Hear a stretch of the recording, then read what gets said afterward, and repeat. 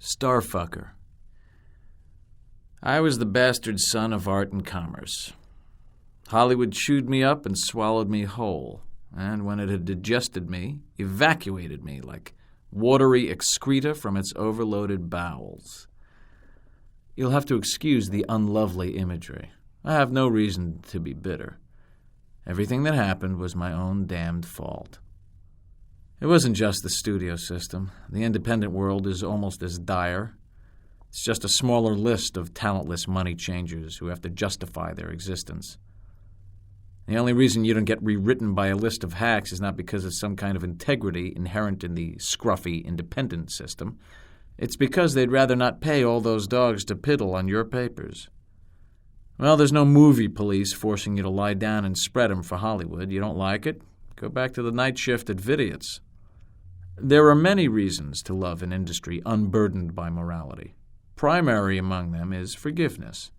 A hit forgives us all our trespasses, in fact, rewards us for them. One Titanic, and you're allowed to scream and rant and fire and pull guns and fuck anybody who'll prance to the crook of your finger. And they forget all about Piranha 2 this spawning. I had my big shot, my X-Wing fighter to Alderaan, my major studio break. And I bombed out big time. It wasn't big budget, but it was high profile. The trades were filled with the saga of the film school prodigy who jumped right out of the gate and into the studio features, even without a load of music video shit on his resume. And how that first-time Hollywood Helmer never even finished the movie. The studio wouldn't even Alan Smithy the damn thing. They just flushed their investment away. And I followed it down the drain. I learned a big lesson, and I'm ready to share it with you, free of charge. Never work with puppies, kids, or mutant babies. My own mutant kept me underground, feeding off my bodily fluids, like Bernie Brillstein before meeting its untimely end as incinerator chum for the Studio City sewer gators. As Asta's grooze spattered the rusted porcelain of my kitchen sink, so did I. But I got over it. I even began to bathe again. And work. Well, when I say work, you won't find it on my resume.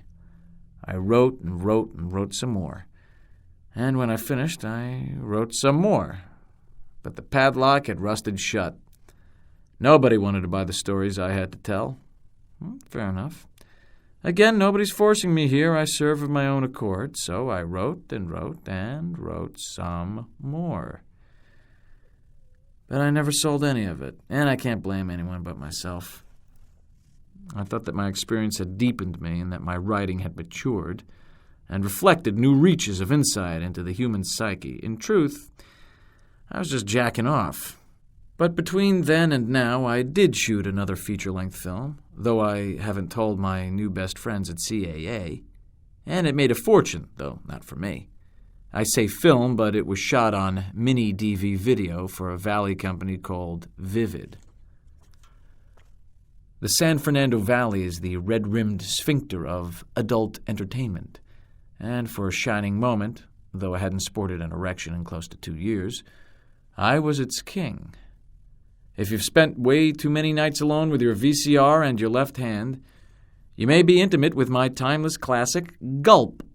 Yes, the exclamation mark is part of the title, your guarantee of artistic merit. The 2-day shoot had only one real disaster, though disaster is a subjective term.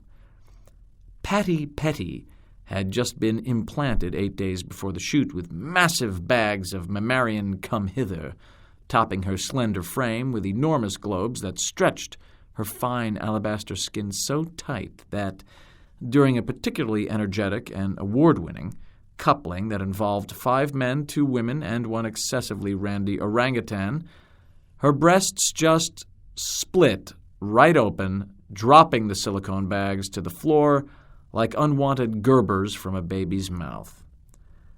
It was beautifully lit, and the camera was in the perfect position to see it all. It may be my most memorable scene. With an investment of $8,000, and 1,000 of those crispy green boys were all mine, Gulp has grossed close to $8 million. Thank God for insurance. It swept the Adult Film Awards, Best Feature Shot on Video, Best External Orgasm, Most Orify-Filled, and a host of others, and almost made me wish I'd used my own name on the damn thing. Almost. Gulp 2 was a certainty, but I left that to other hands. Been there, porked that. It's funny, if not really all that amusing, how one thing leads to another in this burg. In the afterglow of Gulp's transcendental performance, Patty was cast as a wise-beyond-her-years stripper, a featured role that required tasteful nudity in an otherwise unmemorable artistic endeavor known as the Untitled Independent Feature. The sterling stripper story crashed and burned before the first week was in the can, but pretty, petty Patty introduced me to its producer, who had actually seen and enjoyed Words Without Voices, and he hired me to write his magnum opus for the princely sum of 2,000 American dollars. That was exactly double my Gulp fee, so I wrote my little telltale heart out. It was a grim, violent urban drama, spattered with red humor and brotherly love. Well, our masterwork of renegade American cinema stepped into mucky post-Columbine legal entanglements that kept it from even being midwifed on video.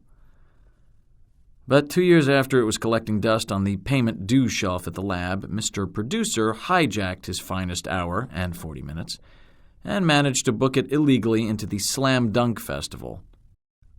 For the uninitiated, Slam Dunk is the scruffy alternative to Sundance and Slam Dance, where loft-living men in black get their tawdry little celluloid stories that no legitimate human will have anything to do with, projected onto the big screen once before being consigned to a Kmart video transfer with felt marker labels that sit with pride on the apple crate next to the dying Korean TVCR and the Tarantino collection.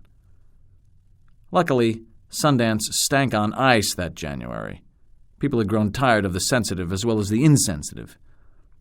Cinematographic ennui blanketed Park City with 11 inches of dull snow. And with a bit of help from unnamed sources, word began to creep out about the lesbian nipple-tonguing scene in our masterwork.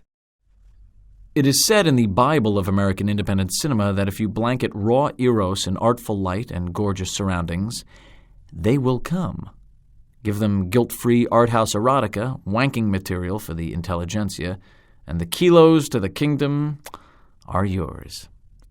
We played to a full house, breaking the legal logjam and leading to an 11-week run at the New Art. It's still running midnights at the Angelica Center, even though it's been on video for months. Sure, most of the attention went to the snotty little auteur in the backward cap and the baggy hill figures, but, somebody writes this shit. And this time that somebody was me, and that shit was mine. So now I'm working again. I mean, I'm not Kevin Williamson, but I'm doctoring a couple of Gramercy scripts at $10,000 a week, sold a spec to Fox Searchlight for the low six figures, and made an overall with Bob and Harvey over at Miramax that includes directing my third script for them, if and when. But I've been through this before, and if you can't learn from experience, you are less than human and consigned to a life as detritus. You exist to fail and provide an example to those who can learn from your mistakes. So, no Porsche and a big house for me. I'm driving a TT with a condo at the Marina City Club. Leave the pretensions to the backward cap crowd. I'm even letting my hair grow out brown. There's even been a rebound in the social world.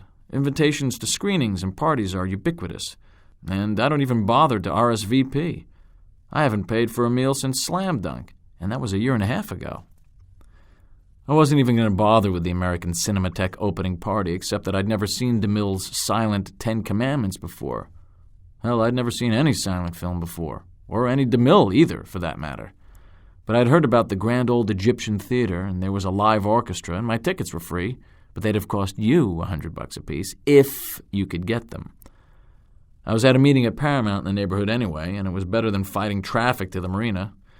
Well, the Cinematheque completely ruined Hollywood's first and greatest movie palace, cramming a hideously ugly, high-tech architectural disaster into its beautiful shell, and I slept through the dusty old harridan of a movie. But the party afterward made the evening more than worthwhile. I was littered with the usual suits and poseurs and perfect specimens at both ends of the Hollywood rectum spectrum. There were the witty and famous, the witless and gorgeous, the rich and the stitched, the sparkled and the spackled, the cream and its curdle. Milling about the cramped crimson lobby were Golden Age movie star lookalikes, serving drinks and the latest trendy biblical edibles from Along Came Mary. It was mildly clever. They did, however, manage to find some pretty good doubles. A Gable and a Lombard, a magnificent Monroe, a Marion Mansfield. There was a remarkably unhaltered Harlow sheened in a platinum blonde satin gown that chilled and hugged her alabaster breasts with static electricity that made her nipples point shamelessly all the way to heaven. It was almost enough to make me give a shit about old Hollywood. It was fully enough to feel my first post-Asta stirrings down there. The tight marcel of her white-hot hair, the anachronistic, unathletic voluptuousness of her unfettered hips, the sea-bottom, near translucence of her milky, no, creamy skin enraptured me in unexpected ways. Everything old was new again. My fascination did not go unnoticed. A publicist for the Cinematheque, ever alert to the needs of her people, smiled at my obvious rapture, sidled up to me and gripped my elbow with her manicured claw, sipping champagne from a plastic flute from the other. Her lipstick smeared the rim a muddy, dried blood color. Pretty, isn't she? Pretty. Meg Ryan is pretty. A Nice Day is pretty. A fucking nose is pretty. Harlow, too, was something way beyond that. I don't know that they've even got a word yet for what she was. Really, it's been a couple of years since I last gave a shit about sex. I mean, it was ruined for me, I thought, for good. And Madame Publicité only bittered the batter. Though her high, domed forehead was stretched tight and shiny, her telltale hands were creepy and crepey. Her thinning hair was coarse and wiry, her collagen lips bloated like a flounder's, her eager eyes trapped in a look of constant surprise. She was the sexual Antichrist. But what the Antichrist taketh away, Harlow, too, gave back 1,000-fold. Hallelujah! I am reborn. The publicity monster stroked the inside of my arm with her talons and released a string of intimate words in my ear, in a voice I know she felt was sultry, but to me was a gaseous nicotine croak. "You can have her, you know," she exhaled, wilting the rented flowers around us. "Let me introduce you." And the publicity pimp, gripping me so tight I feared blood loss, led me to the goddess.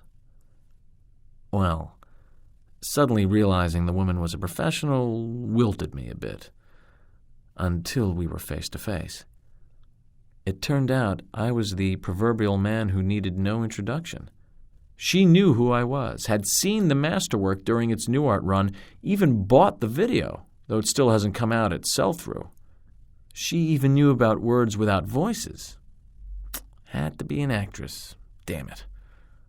But who else works these Hollywood gigs? Professional servers, beautiful people, entirely uninterested in the performing arts? What the fuck did I expect? It was a disappointment, though it did nothing to fade her glory. She was magnificent, one of a kind, and the wattage from her smile could run a 30-plex projection booth for a year and a half. The pimp winked and left us, with a smutty exit line that dangled huskily in the air of her wake. "If you need a third party, you know who to call." I'd rather lick Michael Jackson's star on the Walk of Fame clean.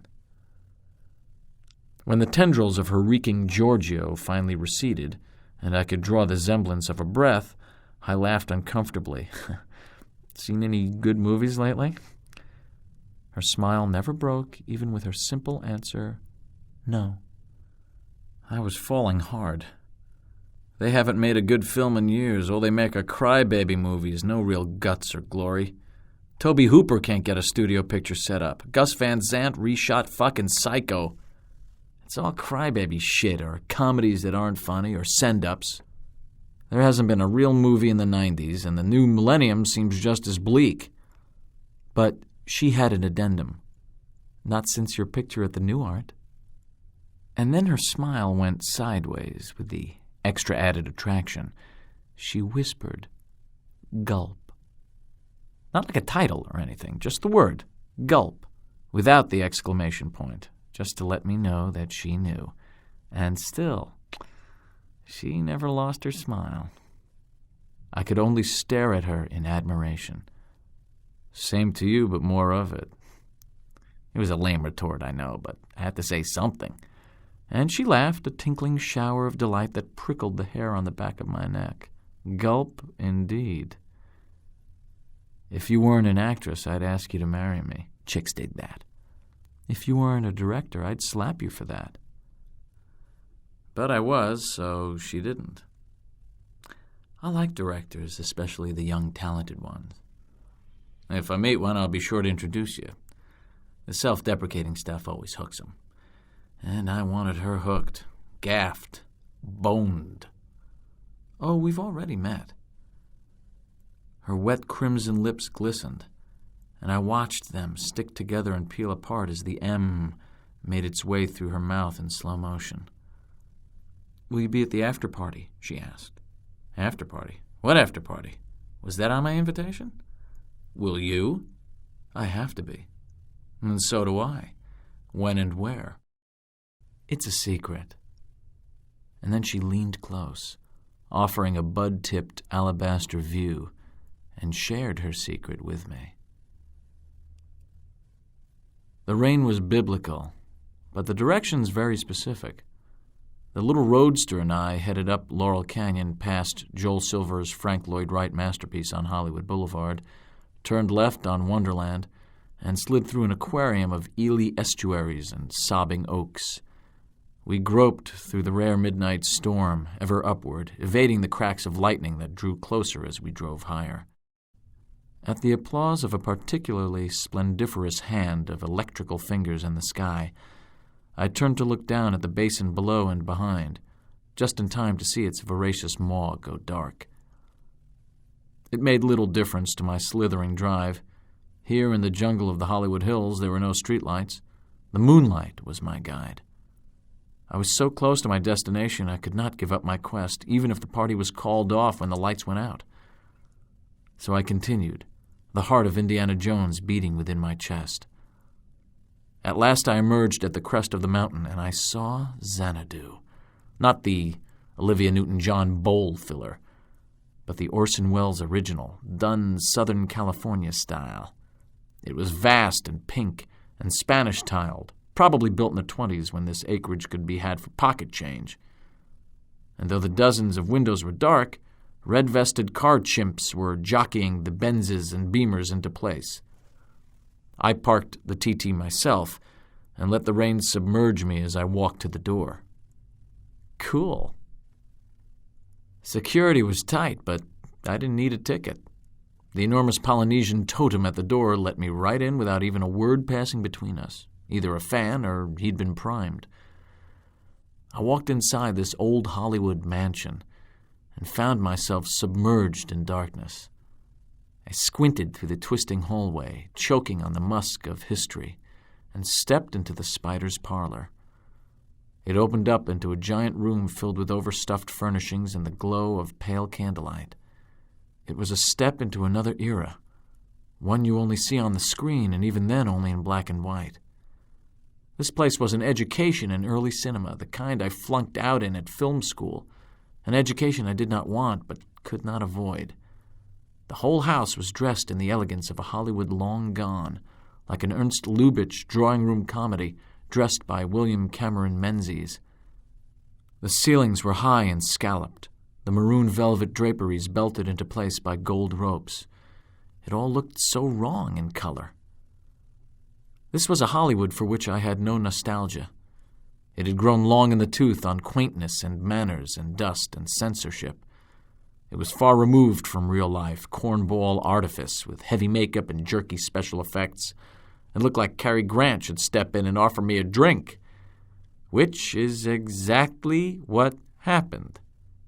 His black hair oiled into a perfect, shining part, a pearly grin that rounded the dimpled chin into an undersized apple. He poured me champagne and wished me well before disappearing into the candlelit room. As my pupils adjusted to the light, I realized that I stood in a room filled with perfect specimens of an age gone by. Elegant in their evening clothes, many of them had been at the Cinematheque Gala, but none of the icons from the 50s or beyond were here. These replicants were strictly of pre-war vintage. Most of these had not served at the Egyptian. They were special. The very most beautiful recreations of Hollywood's so-called golden era. Not really being a student of celluloid history, there were a lot of lookalikes I didn't recognize at the time. You know, if a movie was made before the birth of Michael Bay, I wasn't interested. But some of them you just couldn't avoid, so great was their status as pop culture icons.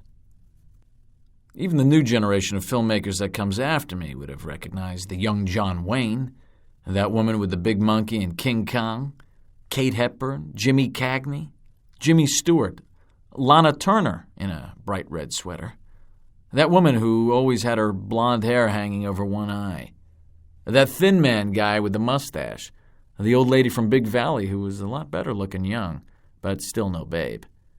Except for Lana's show-off sweater, all of them were in the most elegant evening clothes of the era. White tie and tails, satin gowns, real classy stuff. But what really looked out of place, even more than seeing these facsimiles in full living color, was watching what they were doing. The place was fetid with body heat. Those elegant clothes slid off of bare shoulders and dropped into elegant little pools of silk at the feet of the guests being serviced. I mean, it wasn't like everybody was whanging and banging in the middle of the room or anything. It was a little subtler than that. But the Hollywood Hills were alive with coupling. Each massive easy chair, divan, or settee was occupied with at least one gorgeous specimen treating the guests to a taste of old Hollywood. A hand cupped a puddle of breast here. A flesh probe reached between tight buttocks there. Lips met teats and groins lubricated to the gentle strains of the string section in the other room. This glamorous repast of bodies on bodies was still elegant, passionate, yet ethereal. It was my first appreciation of Hollywood past. I felt out of place like a child apart from the party, a guest but not a participant, until tapered porcelain fingers rested on my shoulders from behind. I turned and joined the celebration. Harlow, too, touched her scarlet lips to my cheek and gently slid her fingers between mine. I was waiting for you. Jesus! The words eased over me on her gentle breath, and every body hair prickled to attention. In the candlelight, she was even more luminous, practically digitally enhanced, her fingers wrapped around mine, and it was as if we had melted together at the hand. Nice party, I managed, but my voice cracked the nice into 2 syllables. I couldn't imagine a modern woman as beautiful as my Jean, and I told her so. You should see me on a weekday. I shuddered. The veil of imagination lifted for a moment, and for just a slice of that moment I could see past the platinum hair and the period lipstick, and saw her as just another beautiful actress in L.A. Everything suddenly darkened in a crash of artifice, and my pulse dropped. The arousal waned, and I struggled it back in time, but without success. Jean was a working girl, another gorgeous face in the Academy Players Directory, with a wannabe resume and an attraction to randy directors. I went limp. She noticed. What's the matter? Nothing. I just imagined you without the wig, having lunch with your agent at the Ivy and checking your pages every hour on your cell phone, in the real world. She looked at me, figuring me out. This is my real world. Here. Now. With you. This is no wig. Go ahead, feel it. I did. I ran my fingers through the curling iron waves, and she closed her eyes, enjoying the journey. Pull on it. I gave it a little tug, and her lips parted, releasing that intoxicating breath. It was not a wig. I don't have an agent. I eat lunch at Musso and Frank's every day, and I hate cell phones. In fact, that's how I tell good people from evil people. If you talk on a cell phone in a restaurant, you're evil, period. No way around it, no second chance. One strike and you're out. Cell phones in restaurants, or talking in a movie theater, the true signs of human slime. I hoped nobody would choose this moment to reach out and touch me via the Pac Bell digital in my coat pocket. This is me, the real me, the ever me. Just a little less dressy on weekdays, so mind your manners or you'll have to be spanked. Oh, please, not that. I apologized and she forgave me. What would you like? Are you kidding? Uncharacteristically, her face flushed and she looked shyly down under my hungry gaze. You want something to drink? Cary Grant gave me champagne, which I don't drink. I'll take a Coke if you've got it, but I just want to be with you. She smiled at me, all girlish and genuine. That's so sweet. And she led me by the hand. We walked through dim caverns of candlelight, each containing bodies in rhythmic heat. I was not startled to see Carrie lying beneath an energetically hyperventilating Madame Publicist, her eyes rolled back in her head in ecstasy, her nails gouging red rivers down Carrie's chest. I tried to sneak past, but her eyes found me, and she gave me a yellow wink. Her words reached me on a wave of dragon breath. Have a nice time. And then she came, loudly. Ugh. Other couples were more visually appealing. There were fantasies fulfilled throughout the house, animus cloaked in an historic glamour. Dead movie stars brought back to life by the vigor of our desire. I can't tell you how exciting these violations of the Hays Code were to watch. Laid out in the elegance of the location, the perfect grooming and formal wear intensified the heat to an amazing degree. The power may have been off, but the house was filled with electricity. I had always seen that old Hollywood shit as dull and historic and musty and grampy. And now it was making me sprout wood. I'm a director, so I observe.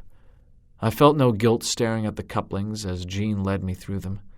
It was a symphony of flesh, and each of the players was first chair. And I was being led to the podium to conduct a little ditty of my own. I couldn't believe that the dark room she eased me into was anchored by a heart-shaped bed. That image would have worn a beard even in one of those old 30s movies. But it did, and the bed was made up in pink satin, as if art directed to set off Harlow II's peach gown. The high-ceilinged room was lit only by a shaft of blue moonlight through a curtain of rain. The chill of the moonlight was tempered by the heat of our bodies. When she slid lightly onto the corner of the bed, tiny arcs of static electricity crackled between her and the sheet. As she sat in the shaft, highlighted by the moon, I could only gasp. She lifted her arms to me, and I dropped down next to her. I knew this had to go slow. It had to be drawn out. This might only happen once. She stroked my face with her delicate fingertips, a Mona Lisa grin tugging at her scarlet lips. Those lips moved slowly in, and I wanted them to just devour me, wrap around my head and work their way down to my toes until I was dinner. Instead, they eased against my cheek, pausing there before peeling wetly away and leaving their crimson imprint.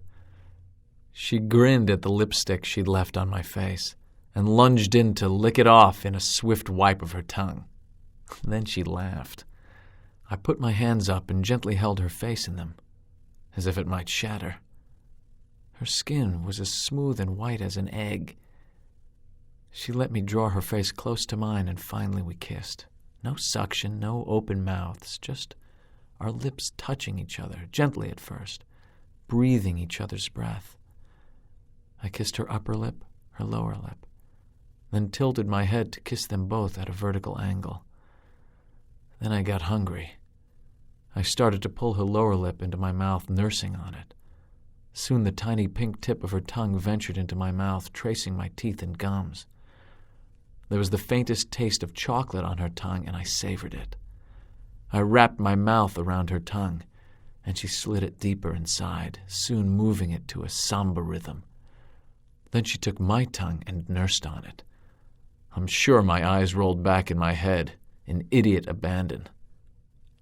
When finally we broke for air, we just looked unbelievingly into each other's eyes and breathed.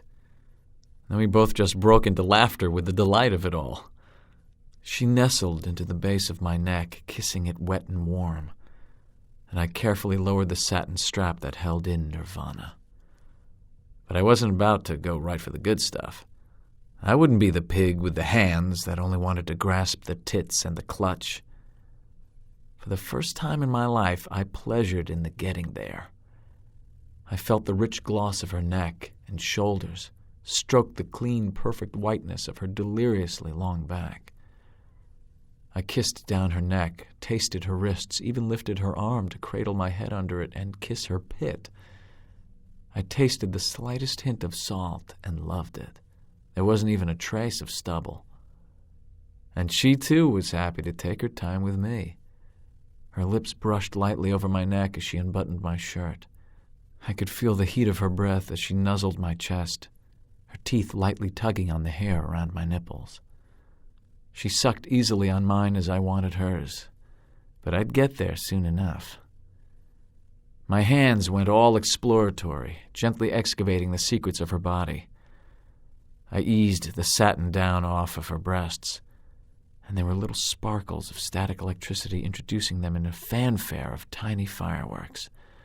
Her happy little breasts were as white as the rest of her body, not surgically enhanced, and capped with tiny pink roses that almost disappeared in the moonlight. I first felt their heft with a light stroke of the underside with the back of my hand. I slowly closed in, palming them, holding them, clutching them. I nuzzled them, but that was it. Soon I had drawn them hungrily into my mouth, and I wanted to feed off of her, milk, blood, anything. I just wanted to swallow her fluids. At that point, it wasn't long before I was atop her. The globes of her ass clutched tightly in my hands. Her legs scissored me tightly as she chewed voraciously on my earlobe. And as her body was racked in orgasm, I was pumping 2 years of dormant seed endlessly into her. I thought it would never stop. But finally, it did. When the new sun peered into the bedroom window, the old movie was over. Jean was gliding into jeans and a T-shirt and brushing her hair out of her eyes. She wasn't Jean anymore. I bet she lived in the valley. I heard the leaden thump-thump of techno-disco booming through the old house, and a ripple of nausea curdled me. It took me a while to come to. The 2000s had fully replaced the 1930s, and I didn't like it. I watched the muscles of her chest heave as she brushed her platinum and tried to figure out what came next. What do I owe you? Don't worry about it. Last night was all taken care of. Nice party. I couldn't take my eyes off of her, and she winked at me in the mirror. When can I see you again? She turned to me. Anytime you got $1,500, or a part you might think I'm right for. I'm a very versatile actress. I tried to smile back, but I'm sure she saw my face crash. Jean was gone. This stranger gave me a mock pout. Oh, baby misses Jean Harlow, doesn't he? I can be Jean any time you can afford it. And she handed me a business card with her pager number on it. She kissed me hard on the lips and tootled. What a crash. I don't know why I felt so devastated, so abandoned, so cheated. But here I was, hollow and deflated, still sticky from last night, inside and out. All I had left was the drive home. Home. I stared out at the sewage bobbing along the beach from my 10th floor condo. I hated the present. A second-stage smog alert hung heavy over the effluent, and the traffic on the boulevard below was blocked like a bowel. I had the Criterion Armageddon on the DVD player, enveloping me in full Dolby Digital surround. But even that couldn't bring me out of it. Normally, its 20 cuts a minute exhilarated me. Today, it merely enervated me. It just felt like a bunch of frantic, noisy crap. A cinematic, nagging mother-in-law screeching in my ear. I missed the past, and I'd never even been there. So I decided to visit. I made a sojourn to the dreaded San Fernando Valley to Dave's Video, a beacon in the midnight of Ventura Boulevard. I loaded up on every black and white DVD made before the Great War and charged it to my Gramercy account. Research, you know. Let them pay for my education in the classics. I lugged the tonnage of my cinema booty back to the marina and vegetated in front of the new HD screen from the good guys. Tendrils of beard sprouted as I reached back into the ghosts of the past. First, I made my way through every Jean Harlow film I could find, from Hell's Angels through Saratoga. She'd made a couple of dozen pictures in the course of a half-dozen years, then up and died. But Jesus, what a legacy she left. Through Harlow, I discovered Howard Hawks, William Wellman, and Victor Fleming. The movies spoke to me in an eloquence I'd never known before. They just plain spoke. The words sparkled, the scenes played out without cuts. The cameras observed rather than led the characters. What a revelation. I worked my way through the Harlow collection, hungering for her crumpled little expression, lusting after her pale, ever-braless form. Dinner at 8 led me to George Cukor. Cukor led me to Ernst Lubitsch, who led me to Preston Sturgis, who led me to John Sturgis, who led me to John Ford, on to Hitchcock and Huston, David Lean and Frank Capra, Todd Browning and James Whale. And through the filmmakers, I met some new dead friends. Jimmy Stewart, Robert Donat, Gene Tierney, Donna Reed, Ava Gardner, Rita Hayworth, Gene Simmons, Glenn Ford, Ann Savage, Veronica Lake, Boris Karloff, Fay Ray. Who knew these creaky old grinders would be so filled with wit and beauty and humor and tension and revelation? Who knew that a film could be more than a barrage of flash-cut imagery, digital animation, and DTS explosions? Maybe you did, but I didn't. I know I'm sounding like some old fart film instructor who can't let go of a past that's practically been buried alive, but it's true. I don't mean to preach here, I really don't, but I was born again. I guess I'd only seen the old shit. I didn't find the jewels. That would be like judging today's movies by the latest Adam Sandler. The best of the old stuff was elegant and smart and breezy and entertaining and, well, engaging. And the worst of it was, well, the worst of it was like most of the movies today, bankrupt and boring. I got it. Bleary-eyed and exhausted, but also wonderfully recharged after a dozen weeks of nonstop watching, I turned off the set. I'd forgotten the world was in color, and it startled me. The cleaning lady had vacuumed around me for the last couple of months and thrown out all the food delivery cartons, but the place was still a litter of videos and detritus. As I stood, my head reeled. My eyes had stared at a fixed focus for so long that they found it difficult to hone in on anything else. My hair was a couple inches longer, and I had the semblance of a Fu Manchu beard tickling my chin. I slid the glass door to the balcony open and stepped out onto the cusp of the real world and let it breathe on me. It was noisy and argumentative, and its breath stank. I liked the movies better. Reality bathed me in ugliness, and I shivered. It reeled around me, and my mind drifted away to beauty. I remembered what brought this on in the first place. I opened up my wallet and pulled out her card. It didn't have a name on it, just a number. I dialed it, got the system's nervous beep, beep, beep, punched in my number, and waited. This time, as I looked out into the vast Pacific, I couldn't discern the turds floating out there. Maybe they cleaned them out again. Maybe they were just hiding. But the sea was as blue as the veins on Cher's forehead. If only the sky matched.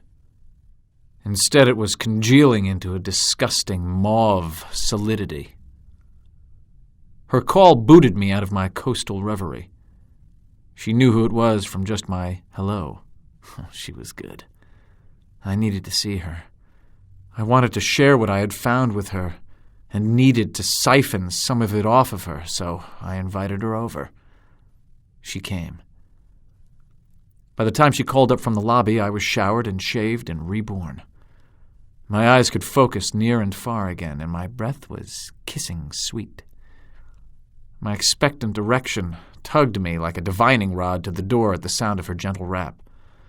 Oh, my lovely embodiment of the past, my alabaster testimony to all that once was beautiful and elegant and witty and desirable, my link to another, better world, the only world that mattered, a world without corruption or darkness or despair. My Jean. I pulled the door open and wanted to cry. This was not my Jean. This was that girl in the jeans and the T-shirt and the Reeboks and the backward Nike cap fresh from the gym. This was all the girls I'd read and dated and sampled and discarded and been discarded by. This was now. And I wanted, needed, then. She saw it and knew. She lifted a shopping bag from Trader Joe's and pulled out a bottle of wine. I brought wine. I tried not to look so let down, and she dug deeper in the bag. And Jean. She held up the peach satin gown with a twinkling little smile that did its best to win me over. Which way to the bathroom? Unable to speak, I merely pointed, and she scurried through the condo and locked herself in. No matter what she looked like when she emerged, I'd seen behind the facade. I knew it was fake now, and that it wasn't going to work. It was so perfect that night at the Cinematheque, until the fateful morning after. I wouldn't see Jean anymore, merely the actor playing her. It wasn't the same thing. Still, when she emerged, the gown clinging to her like hot breath, she was stunning. The lips were sanguine, the hips unfettered, the breasts at full attention. But now, having experienced the real Jean Harlow in every one of her films, even the one with Laurel and Hardy, I realized she didn't really look all that much like Harlow. Beautiful, desirable, yes. Harlow, no. Forget about that girl at the door, she told me. I sent her away. I want you all to myself. She gave me a sharp little bite on the lip. I tasted my own blood. She stepped into the middle of the living room and appraised the place, knowing I would appraise her in the light of the picture windows. The room basically consisted of open space, the giant TV system, and a view of the murky marina. And now, her. She startled me with a sudden squeal of delight. "Look," she said as she knelt at the pile of silver discs littering the floor. "You've got all my movies. Let's watch one." She picked up a copy of Red Dust and held it out to me in front of the stack of electronic hardware. Then, in a baby doll voice, "How do you work this thing?" I popped the disc into the machine and fired up the monitor, filling it with the true Harlow and Clark Gable. "Do you have any popcorn, Clark?" she asked me. I had to disappoint her, but she was good-natured about it and pulled me into a pile of pillows with her. It was a strange experience looking from the screen to the siren curled in my lap. She mouthed all the dialogue that Harlow spoke as the sun outside sank into the marina. As the movie continued, she slid up against me like a cat.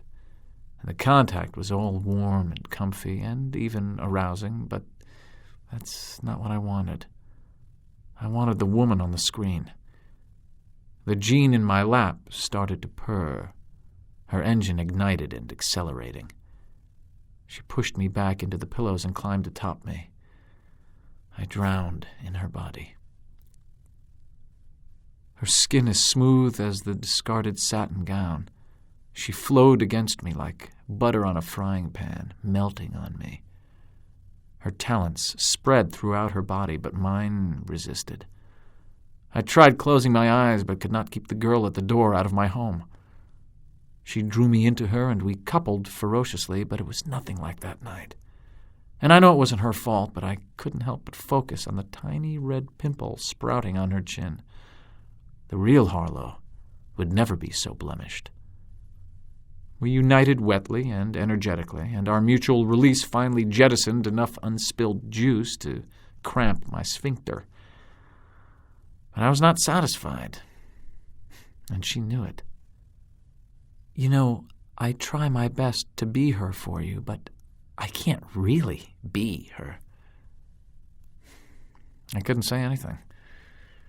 I was spent and sweating and just couldn't come up with an answer. I felt like the king of movie geeks pining for a movie star who died before my parents were even conceived. What a fucking goober. She just watched me, her mind working, and I felt like a 12-year-old. My heart had been broken by an image on television. Her gaze just embarrassed me. Mama, make it stop. She just kept looking at me, judging me, shrinking me with her eyes. Meanwhile, the movie had come to an end. Without saying anything, she walked across the room, still spectacularly naked, and picked up the phone. Her eyes still pinning me to the floor like a butterfly specimen, she started dialing and walked into the kitchen. I heard her dulcet off-screen voice, but not the words. I heard her sign off before she re-entered the room and cradled the phone, shameless in her sheath of flawless ivory flesh. She gently took me by the hand and took me to the glass doors overlooking the water.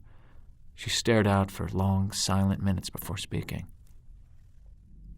How much would you pay to spend the night with Harlow? I figured it was time to pay up.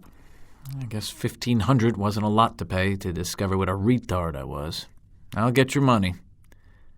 I went to the desk and brought her the cash. I didn't mean me, she said as she took the bills and folded them into her dainty Bakelite purse. I meant Harlow. I think you're as close as I'm ever going to get. That made her laugh. I'm not. I was sick of her laughing at me. Think again about me casting you in anything I thought. I mean Harlow, Jean Harlow, exactly who we were watching on the screen. What are you talking about? I didn't want to play this game. What would you pay for a night of connubial bliss with Jean Harlow? The real Jean Harlow, if it were possible? If it were possible. I don't know. I can't go that far into the abstract. Come on, think about it. If you could have one night with her, how much would it be worth to you? I thought about it. $1,500? I thought it would compliment her. Shit, you can get me for $1,500. Come on, for real. An entire night with Jean Harlow, exactly as you've seen her in the movies. How much? I don't know. $10,000? Cheapskate. 20? Jesus. I gave up. Then let's stop doing this. I couldn't fuck Jean Harlow for all the money in the world, so let's just stop this.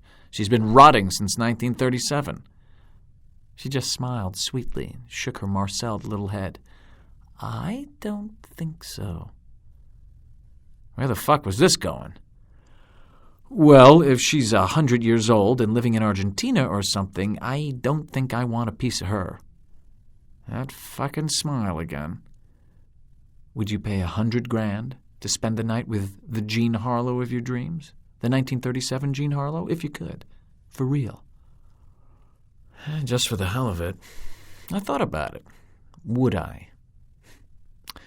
The decision was a bit more difficult in the wake of the powerful orgasm I just experienced minutes ago, but with the Gramercy and Miramax deals set in hard copies, I had some disposable income. Is that how I'd dispose it? $100,000? Hell, I could spec out a script in a month for double that, so that's like 2 weeks' pay. Of course, you can't crank out a dozen scripts a year, but Jesus, even if it's a couple months' pay, would it be worth it? I didn't have a wife or kids or anything, just me and my TT. I'd pay $100,000 to sleep with Harlow, if it were possible. So I said yeah. And she said, really? And I said, yeah, I think I would. And she said, that was interesting, and slid into her jeans and that fucking T-shirt again, kissed me goodbye, and fluttered away. It was another week before she called me back. I was immersed in Saratoga when the machine picked up. I never answered the phone, especially not when I'm viewing, and especially not when it's Jean on screen. But it was her voice. Are you there? It's Jean. The voice, I had to admit, was perfect. I picked up. Hi. She giggled, sounding like New York in the 30s. Go to the bank, she whispered. What for? It's time. Time for what? You know, $100,000 time. Cash or traveler's checks. Well, you and I both know what that meant, but what it meant was impossible. I didn't know how to respond to her and just sat there with that porcelain face basting my brain, probably breathing funny. Are you still there? I'm here. Can you get to the bank today and meet me at Union Station tonight at 11? I didn't understand. I don't understand, I told her. Like heck you don't. And then, with another tinkling little titter, she hung up, as the real Jean smiled at me from my 62-inch Pioneer, enhanced for 16:9. I'd spent a couple of nights sharing skin with this phenomenal creature, reaching a nirvana Kurt Cobain never dreamed of. But what did I really know about her? That she could set me to palpitating was a given. What kind of idiot would go to the bank, pull out $100,000, and meet this angel in the middle of the night at a train station in the cesspool of downtown Los Angeles? Surely this was a setup. Obviously well, I'll say it, this prostitute had found a malleable mark, a sucker, just dying to toss off his ill-gotten gains. She and her pierced and tattooed cohorts would beat me up and take my cash. You would never have gone for a crack-brained scenario like this one, and I never have dared writing such a silly plot line. If I'd turned it in to Sid Fields, I'd have flunked Screenwriting 101. But, I did have $100,000. It was pretty much all I had at the moment, but, I had more coming in. And I was unburdened by investments. What was the worst that could happen to me? Other than having my money stolen and my throat slashed, what did I have to lose? My soul? Yeah, that's worth a lot. Was it really that preposterous to think that I might be able to have Jean? Well, the answer was obvious, but I sped down to Washington Mutual anyway. Still grand but aging and missing a few teeth, Union Station reached coldly into the scuffed, blue-brown night sky. Mine was the only car in the desolate lot, and I parked as far as I could from the three creased, ruddy faces, sharing hits off a bottle of violet rotgut. The sound of their retching was a perfect contemporary counterpoint to the timeless architectural elegance that reached out to embrace me. I was, as usual, anally punctual. 11 distant chimes hung sweating in the muggy night air. As I stepped into the empty vastness of the old Dowager, it was like stepping into an evacuated Capra epic. I could imagine the post-war homecomings, the reunited sweethearts spotting one another through the teeming masses of humanity, the brass band send-offs to the senator's last hurrah. But the monochrome crowd evaporated, and the cracked leather seats and the gang-gouged woodwork brought me back home. It was an empty Art Deco barn strangling on its memories. I would be one of them. Then, the tip-tap, tip-tap of high heels echoed around me, and I turned just as an unmistakable silhouette rounded the corner. She stepped into a shaft of light, and its reflection off of her platinum hair ignited the room in yellow fire. She stood there, letting the spotlight caress her perfection. Hi. Hi back. I walked to her, my heart suddenly racing in anticipation, the cash in a shoulder bag suddenly weighing 100 pounds. What the fuck was I doing here? What the fuck am I doing here? I asked her. Dreaming. Give me your keys. Where are we going? Heaven. I followed her out of the cavernous, empty building and back to my car, unable to pull my eyes from the lilt and ripple of the perfect globes of her rear as she walked. The thick summer night laid on us like an oil change, even with the top down. She caromed through the dank darkness, the empty downtown Los Angeles streets choking on their past. Broadway was a desiccated corpse, the Klieg lights of the grand $1 million United Artists and Los Angeles theaters long extinguished. A handful of zombies lumbered like cancerous cells through her clogged artery. We were on our own fantastic voyage through inner space when Jean suddenly pulled off behind the old Times Mirror building and guided us down a long, dark, seemingly endless alley. That alley led to the decaying backside of a once grand edifice, a cracked granite frown slowly settling into the sinking subway horizon. She pulled us into its gaping, festering maw and kept driving like a drill into the ground. The corkscrew drive was seemingly hell-bound as it dug us deeper into a quake-phobe's sweatiest nightmare. But as we plunged down beneath the city, lit only by headlights and the dim browning sconces that studded the concrete wall, the temperature grew much cooler. In moments, my grinning little TT peered into a grand open lobby, its flawless white-veined black marble gleaming in the shine of its headlights. A giant stone thinker sat contemplating us in the middle of the vast room as Jean killed the engine and tip-tapped across the gleaming mirror of marble floor to the center pair of sculptured brass doors. The elegance of the lobby was impressive and of another world.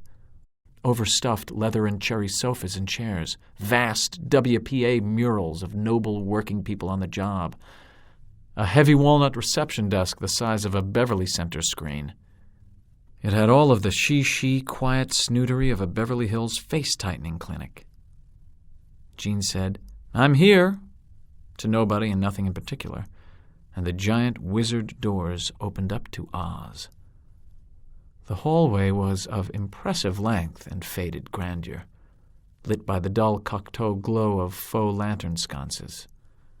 It was a soft, warm, but dim light, and in it, Harlow, too, was even more ravishing. She led me down the length of the hallway, and as we reached its end, the dark wood double doors opened up to us, revealing the man behind the curtain. The man was tiny, certainly not over 5 feet, with a venerable, dried apple countenance tightly sheltered with a thick, pomaded landing strip of artificially boot-blacked hair. A ghost of cataract and eyelids that drooped like sagging breasts almost hid the sparkle of his rheumy gray eyes, and his osteoporosis curled him into a tiny question mark. He looked up at Jean, apparently unwilling to make eye contact with me until getting her approval. "He's good," she told him, and the little lawn gnome finally looked up at me, manufacturing a smile that revealed perfectly straight white teeth that were way too big for his crepe paper mouth. He reached out his right hand, which was missing the thumb, and I shook it. I don't know if you've ever shaken hands with a guy without a thumb, but it just doesn't feel right. His other hand was tucked out of sight in his pocket, and I wondered if the little gremlin was born without opposable thumbs at all. After I shook his hand, he kept it reaching out at me. I thought he was stuck on pause or something until I realized that he was waiting for me to hand over the shoulder bag with the cash in it. "Who are you?" I asked, and he looked back up at Jean, who turned to me with a smile. "No names." That made the little homunculus grin, and his smile, even in the dim light, was blinding. I handed over the bag to Pee-wee, who zipped it open and started carefully counting the bills. This was going to take a while. Jean leaned in to stick a kiss on my cheek. "Have a great night." And she turned back down that long, lonesome hallway. "Wait." She turned back with an expectant look. "Can this guy even talk?" That made the withered little mannequin testy. I thought he was going to bite my kneecap. "Of course I can talk. Oh, shit. I've lost count." And he started over, from 1. With a nighty-bye, Harlow, too, was down the hall and out the door, leaving me with my own private Dr. Lovelace. I waited in the doorway while he counted it all out, $100,000 in $100 bills. Eventually satisfied that I wasn't a piker, Mr. Subspecies turned and led me down the newly revealed corridor. I had to move slowly to keep from overtaking his baby steps. We took another turn, and he reached up on tippy-toes to flip a light switch, revealing a long, antiquated chamber that opened out onto several apartments. Each of them had a large picture window that looked into the central chamber, and each window was draped with ornate wine velvet curtains on the inside. Most of the curtains were closed, but not all of them. As I followed in my Munchkin's eensy steps, I was able to see into a drape that lolled lazily open.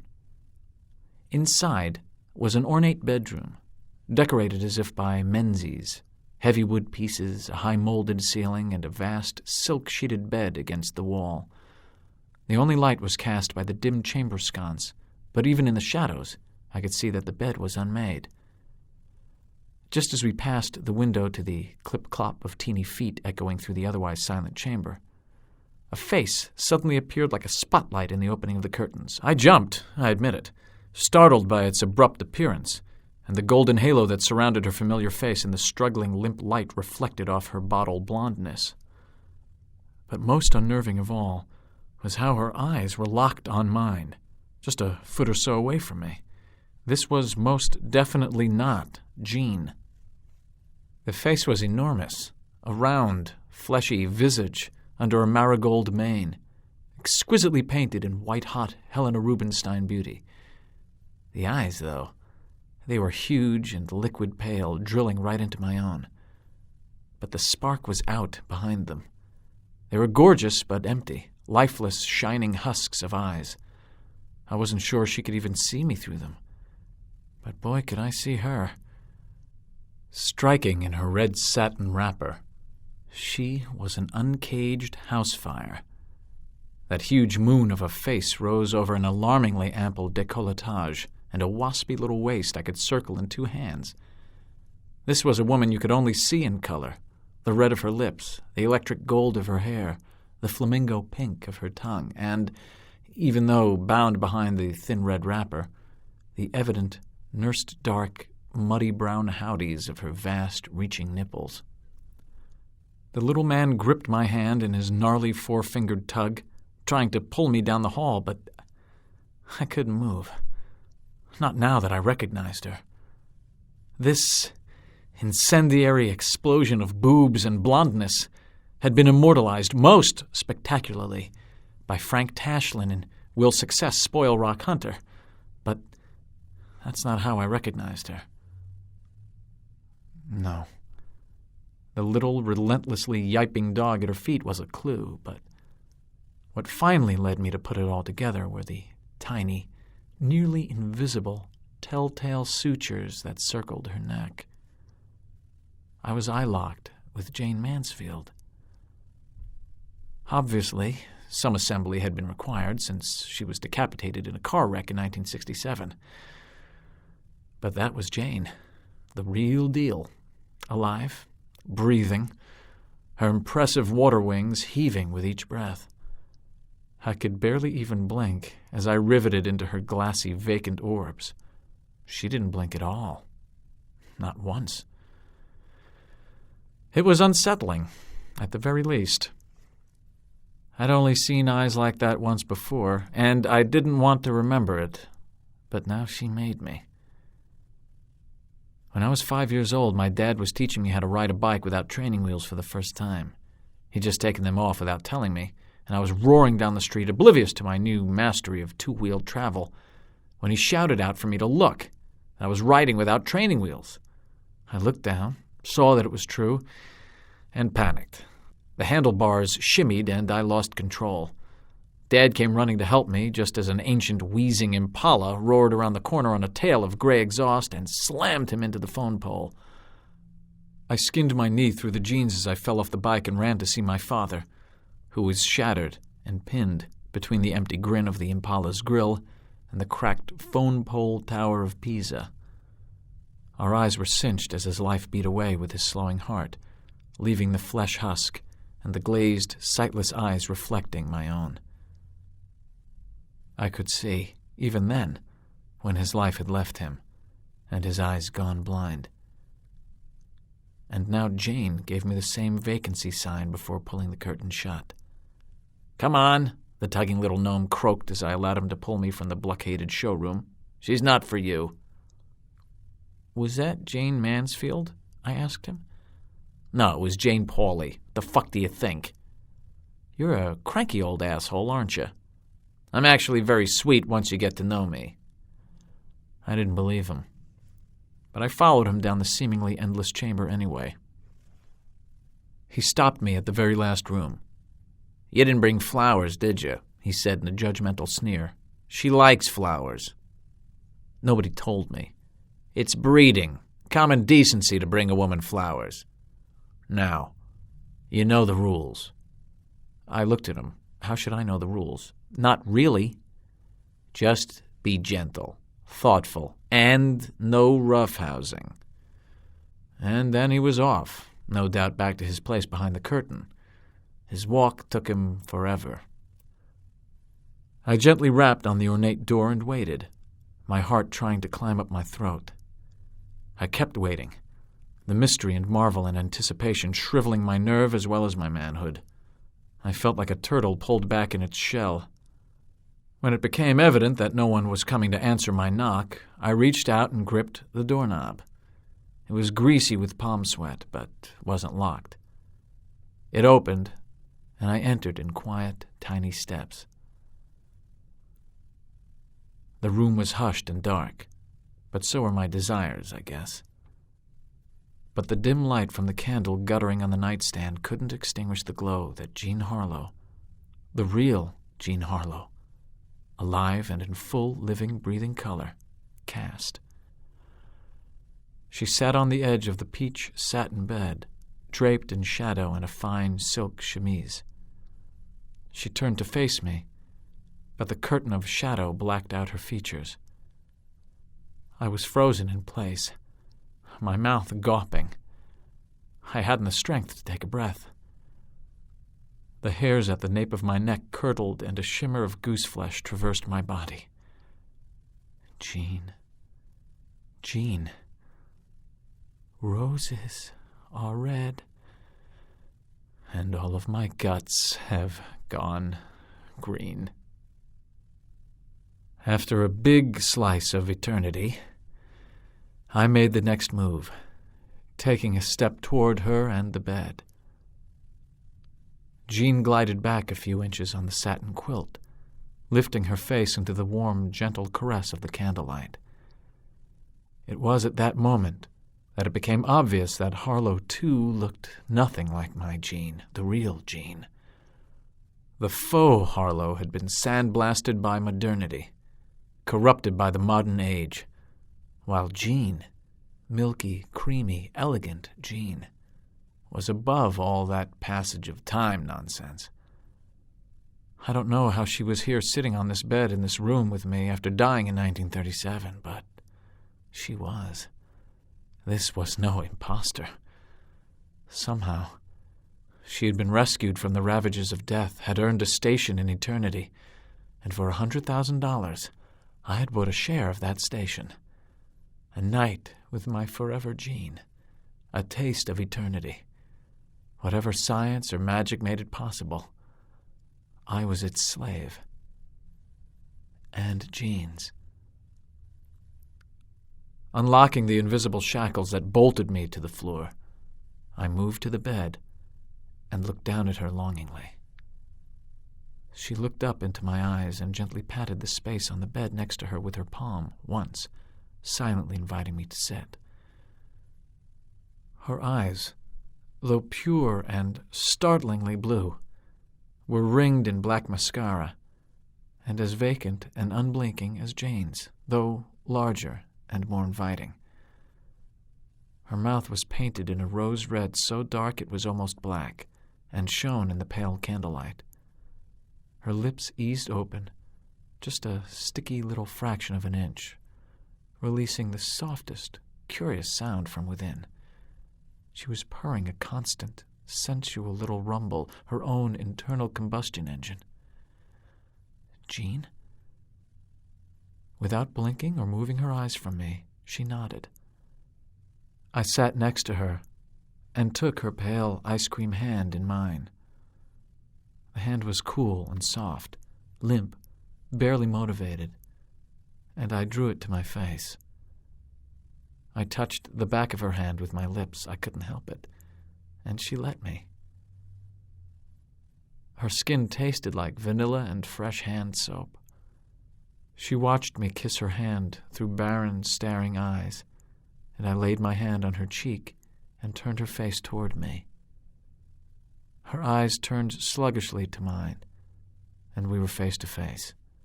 Her purr was more distinct now, though no less sensuous. I could feel her breath stroke my face in cool, even waves. Its scent was a bit pungent, but no more than it might be after a plate of penne arrabbiata. But it sure didn't smell like vanilla. She neither resisted nor encouraged me, so I bent in and kissed her. She kissed me back, and my eyes closed in exultation. Her full, soft lips parted, and her chilly pink tongue sought mine. She sucked it into her mouth and began to nurse off of it, and there's no way I was going to stop her. I sneaked a peek as she milked my tongue, and her eyes were wide open, still unblinking, her mouth sucking mechanically, almost painfully on my tongue. I pulled away to look at her, and she looked back, gorgeous but empty. No resistance, no encouragement. "What would you like?" I asked her. She just looked back at me. No words. Never any words. I knew the lights were out, but it didn't keep my libido from raging. My fear was that, presented with a dream, my physiognomy might recede and that Junior might chicken out, but au contraire, mon ami, au contraire. The passive alabaster icon on the bed with me ignited my hormones and overcame my stupefaction. The ample voluptuousness of one of Hollywood's greatest stars awaited me. The dream of a lifetime was at my fingertips, and if it wouldn't come to life to a symphony of Preston Sturges dialogue, if it would instead be my own personal silent epic, well, shit, so be it. I reached out and gently lifted the strap of her chemise from her shoulder and let it drop, revealing the delicate sundae of her breast to me. Her eyes locked shamelessly on mine, and I reached over to cup it in my palm. As her feline engine accelerated, I bent down and took her breast in my mouth. It yielded, its cool marshmallow vanilla a creamy treat. The nipple stayed relaxed, unresponsive, never flexing to attention. Her arms curled about me and limply came to rest on my shoulders.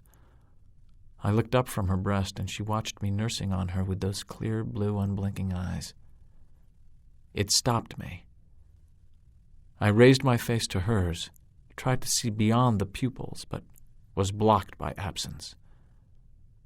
She moved in, eyes still wide open, and kissed my mouth. The hum from within was soothing and welcoming. I let her kiss me, closed my eyes, and ran my fingers through the tight marcelles of her platinum hair. Her hair felt like weaves of satin, glossy and slippery, and my fingers got lost in it. My thumb tangled in one of her waves, and I gently tugged it free. Her breath caught in a gasp, and I opened my eyes, afraid I hurt her. Her eyes were even wider now as I lifted my hand from her hair, pulling a patch of it away with my thumb.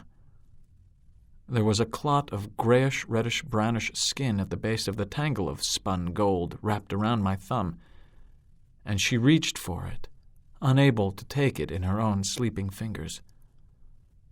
"Oh, God, I'm so sorry, I'm so sorry." I tried to calm her, but she just kept quietly and unsuccessfully reaching for her curls.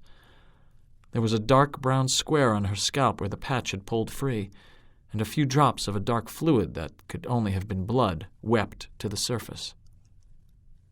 "Are you okay?" She didn't answer me, of course. She had given up trying to retrieve her hair, and was suddenly reaching for my groin with curious, less than dexterous fingers. I couldn't help it. The boy had a mind of his own. As she fumbled to release me, I helped her with the zipper, quickly forgetting about our little experience with the hair. The same mouth that had locked so successfully to my tongue now found succor in the netherworld. The suction was remarkable, considering the fragility of her other movements. I'd never felt anything like the cool, muscular, rhythmic suction her mouth incurred. I couldn't help but grip her hair in my hands as I approached a bucking, uncontrollable orgasm that jolted through my body, emptying me of weeks of celibacy. I jerked violently in fulfillment, and her head bobbed off and back onto my convulsing tissue. It was irresistible impulse. I didn't mean to pull away the handfuls of flaxen hair and gray preserved flesh. And when she screamed, the first vocalizing she'd released since I entered her room, I looked down to see that one of those fragile, ice-blue, vacuous eyes had been punctured and wept a clear tide of thick tears. Her inhuman screech echoed through the silence, and in moments the little gnome was charging into the room in hunched-over horror. "Jean!" he howled. It was the longest single-syllable word I'd ever heard. He yanked me away from her in an incredibly powerful four-fingered grip, and in a cloak of guilt I climbed back into my khakis. The little professor tended Jean with incredible gentleness, his own eyes going glassy as he dabbed her leaking eye socket with his hanky. "I said no roughhousing," he told me as he soothed her delicate body. "You better get out of here." I agreed. As I made my way to the door, I heard his plaintive, melancholy words evaporate into the velvet night. "Daddy fix, baby. Daddy fix again." My $100,000 half hour was over. I've tried several times to return to the house of Harlow, but it is long gone and without a trace. I've called and called Pseudo-Jean, but that number is no longer in service, and there is no new number. Now all I have to remember Jean are her movies. I've seen them so often that I know them all by heart, but it isn't just the movies themselves that so entrance me. It's the time long past, the dream long remembered. And I had a piece of that before I put its eye out.